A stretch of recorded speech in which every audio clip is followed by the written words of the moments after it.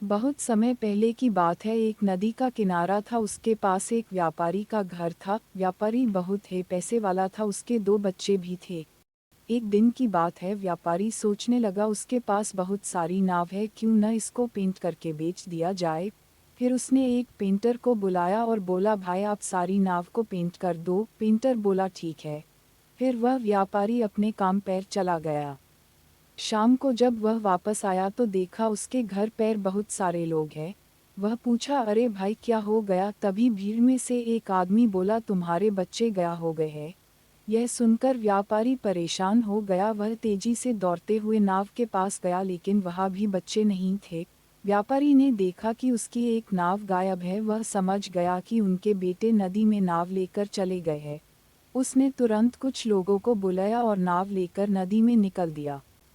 कुछ दूर जाने के बाद उसको बच्चे दिखाई देने लगते हैं। वह बहुत ही खुश हुआ और अपने बच्चों को लेकर घर वापस आ गया। उसने उस पेंटर को बुलाया और सबके सामने बोला, कितना पैसा हो गया। वह बोला, साहब 500 हो गए। व्यापारी ने बोला, मैं तुमको 50,000 दूंगा। यह सुनकर सब लोग हैरान हो गए। फिर उस व्यापारी ने बोला, इस पेंटर ने मेरे दोनों बच्चों की जान बचाई है।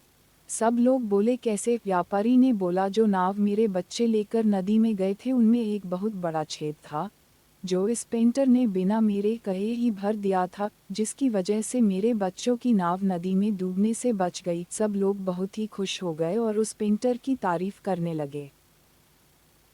अगर यह कहानी आप सब लोगों को अच्छी लगी हो तो अपने दोस्तों के साथ ज़रूर शेयर करें।